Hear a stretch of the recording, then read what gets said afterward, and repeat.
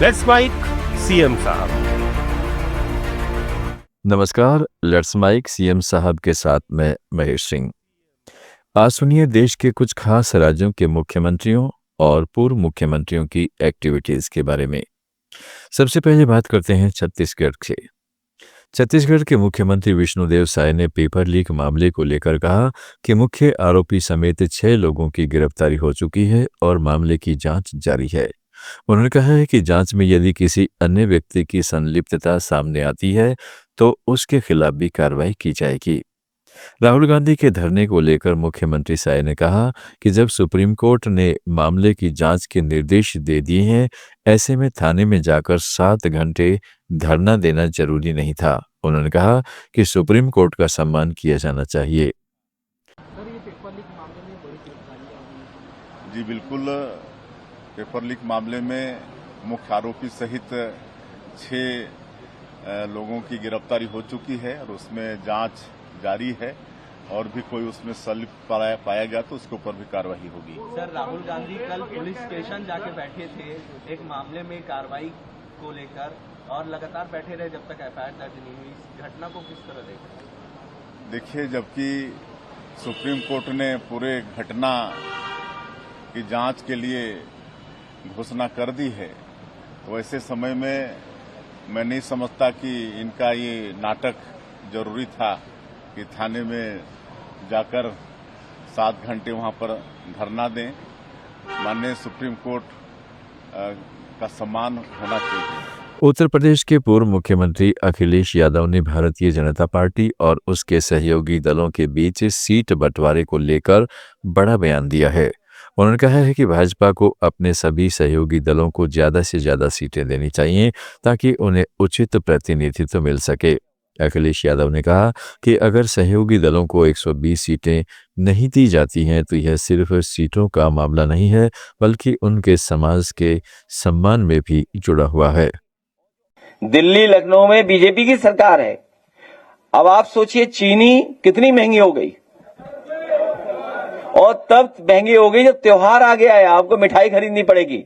और एक हिसाब किताब लगाओ कि अगर आपका गुलाब जामुन कितना महंगा हो गया होगा, रसगुल्ला कितना महंगा हो गया होगा, बर्फी कितनी महंगी हो गई है, मिठाई महंगी हो गई, साबुन महंगा हो गया, तेल महंगा हो गया, खाने की हर चीज महंगी हो गई। और जो ऑफिशियल डेटा कहता है इन्फ्लेशन रेट, क्योंकि सामान्य भाषा में अगर हम वो कहें या जो टेक्निकल वर्ड है, इन्फ्लेशन रेट कितना बढ़ गया सोचिए आप। आज हर चीज महंगी हो रही है, डीजल पेट्रोल सब कुछ महंगा। हमने तो कई बार कहा और फिर कहता हूं कि अगर इथेनॉल मिलाना गाड़ी का माइलेज और मेंटेनेंस अच्छा करती है, तो जितनी भी कंपनियां हैं जो मिलवा रही हैं इथेनॉल, उन कंपनियों को बाकायदा ऐड देना चाहिए अखबारों में कि इथेनॉल मिलने के बाद गाड़ी का माइलेज अच्छा होगा, आपको मेंटेनेंस के लिए नहीं जाना पड़ेगा।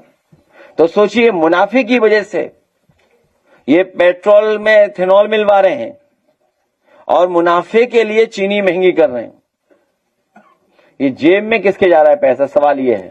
उत्तराखंड के मुख्यमंत्री पुष्कर सिंह धामी ने कहा है कि पूरे देश में अनेक संस्थाएं विभिन्न क्षेत्रों में काम कर रही हैं और ऐसे संस्थान समाज के लिए एक आदर्श रूप हैं। उन्होंने कहा कि देश भर में लोग डबल इंजन की सरकार को चुन रहे हैं। जहां पहले तुष्टीकरण की राजनीति के आधार पर सरकारें चल रही थीं, वहां भी जनता डबल इंजन सरकार के प्रभाव को देख रही है।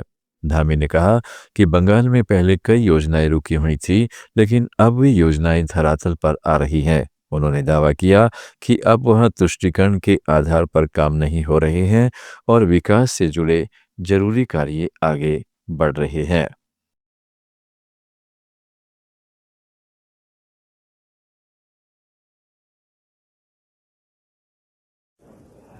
देखिए, यहाँ पर ये ब्रह्म निवास, ये संस्था भोले वाले महाराज, सभी हमारे सदगुरु और आचार्य वेदांताचार्य कीर्तनानंद जी महाराज के मार्गदर्शन में बहुत अच्छा काम हो रहा है। पूरे देश के अंदर अनेक संस्थाएं समाज सेवा के क्षेत्र में, शिक्षा के क्षेत्र में और स्वास्थ्य के क्षेत्र में, चिकित्सा के क्षेत्र में अनेक प्रकार के काम हो रहे हैं। और आज उनका यहाँ पर प्रत्येक वर्ष की तरह इस वर्ष भी स्मरण दिवस यहाँ पर हो रहा है, तो मैं भी अपने श्रद्धासुमन अर्पित करता हूँ।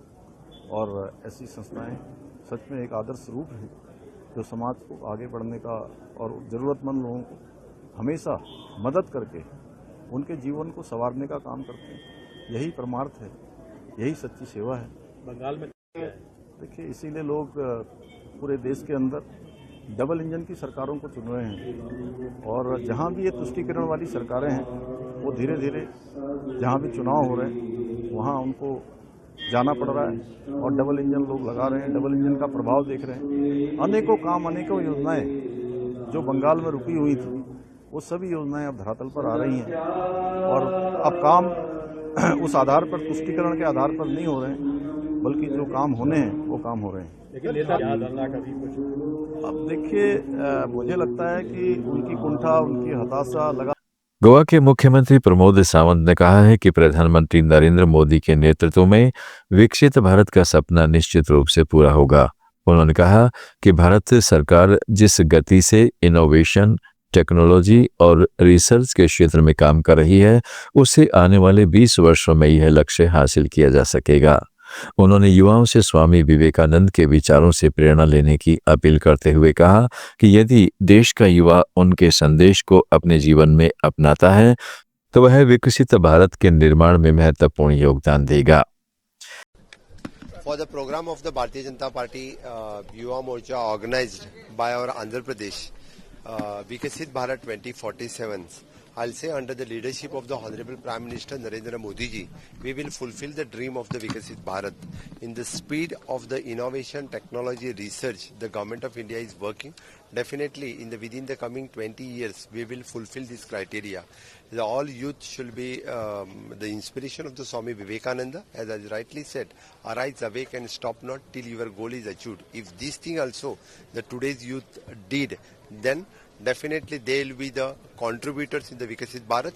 The youth will be the nation builders in the Vikasit Bharat 2040. Maharashtra के मुख्यमंत्री देवेंद्र फडणवीस ने पुलिस डॉग्स के प्रति संवेदनशीलता निर्णय लेते हुए कहा कि 10 साल की सेवा पूरी करने के बाद भी इन वफादार साथी कुत्तों को पुलिस विभाग से अलग नहीं किया जाएगा। सेवा के दौरान पुलिस डॉग्स और उनके हैंडलर्स के बीच विश्वास, स्नेह और गहरा रिश्ता बन जाता है। रिटायरमेंट के बाद उन्हें किसी दूसरे स्थान पर भेजे जाने से कई बार उनके मानसिक स्वास्थ्य पर असर पड़ता है और वे अपने परिचित माहौल व हैंडलर से अलग होने के बाद खाना तक छोड़ देते हैं।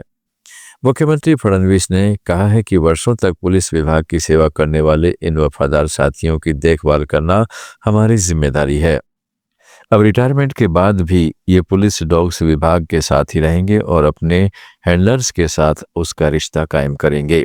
ऐसे ही देश के मुख्यमंत्रियों और पूर्व मुख्यमंत्रियों से जुड़ी हर बड़ी अपडेट के लिए सुनते रहिए लेट्स माइक सीएम साहब। आप सुन रहे थे let's mike more than radio. Follow कीजिए हमें हमारे सोशल मीडिया प्लेटफॉर्म्स पर।